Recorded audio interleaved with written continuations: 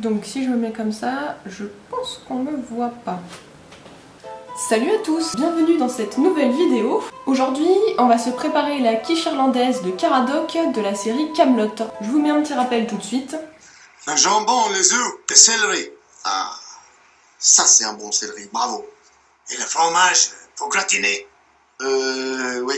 Sauf que la quiche irlandaise, ça se gratine au brebis et pas à la vache. Donc pour cette quiche, on n'a pas énormément d'infos. On sait juste qu'en gros, il y a du céleri, du fromage de brebis gratiné, potentiellement du jambon. Donc on va partir avec cette base-là et puis on va rajouter d'autres choses histoire d'agrémenter un peu.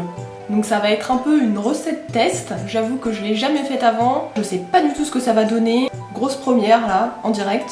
Enfin, presque. Je suis dans le flou. On croise les doigts pour que ce soit bon. Attends, mes doigts ils veulent pas se croiser, ça marche pas.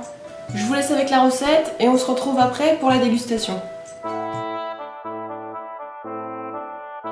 Pour faire une quiche irlandaise façon Caradoc, on va avoir besoin d'une pâte feuilletée, une carotte, un demi-oignon, une botte de céleri branche, 20 centilitres de crème liquide, 2 œufs, on va prendre des dés de bacon pour faire office de jambon, et bien sûr, pour terminer, une bonne tome de brebis. Après avoir mis le four à chauffer et une casserole d'eau à bouillir, on commence par le céleri, donc on coupe l'extrémité, on retire la partie avec les feuilles pour ne garder que les branches, on épluche grossièrement afin de retirer les plus grands fils. Ça c'est un petit tips que j'ai trouvé sur internet. Puis on les découpe en rondelles. On passe ensuite à la carotte que l'on va éplucher puis couper en rondelles également. Et ensuite en petits morceaux. Après ça, on épluche notre oignon, on en coupe la moitié et on le hache grossièrement. Dans la casserole d'eau bouillante, on va verser le céleri et les carottes.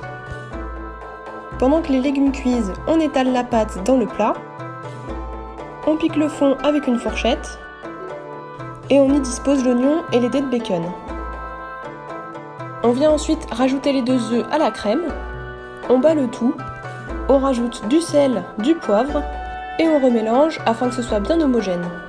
On s'attaque alors au fromage. On lui retire sa croûte et on le râpe. A ce moment, ça fait déjà quelques temps que les légumes sont en train de cuire, on peut donc les rajouter à la quiche.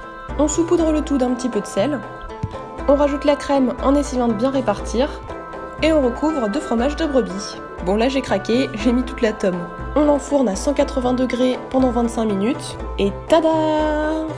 Une belle quiche qui a l'air fichtrement délicieuse.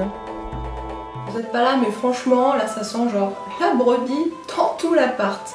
On va se couper une petite part. Elle a l'air trop bonne. Allez, test.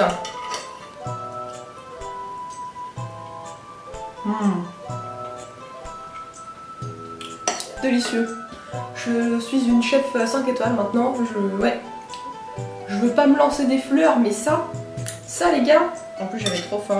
En vrai, je suis pas une grande fan du céleri, franchement j'en mange genre jamais, à peu près. Mais là, le fait que ce soit quand même mélangé avec de la carotte, une bonne couche de fromage, franchement ça passe.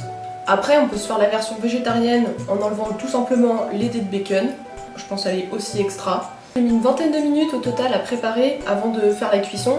Et après on rajoute 25 minutes de cuisson, donc c'est une recette qui prend un peu de temps, mais c'est quand même relativement simple à faire. Même si on n'a pas un gros niveau en cuisine, voilà, c'est facilement faisable et franchement c'est vraiment délicieux au résultat, donc allez-y. Et pour le total des ingrédients, j'en ai eu pour 7 €. Sachant que chez nous, une quiche en fait ça nous fait un plat puisqu'on en mange une moitié chacun. Ne nous jugez pas. Oh, je reprends un bout, c'est trop bon. Troisième bouchée toujours aussi excellente. Et bah elle était pas mal cette petite quiche improvisée. Je n'en suis point peu fière. Je pense qu'avec une petite salade. Merci à tous d'avoir suivi la vidéo et n'hésitez pas à repasser pour une prochaine recette. Bye. Le gras, c'est la vie. Et si t'as aimé cette vidéo et que tu veux voir d'autres recettes, abonne-toi.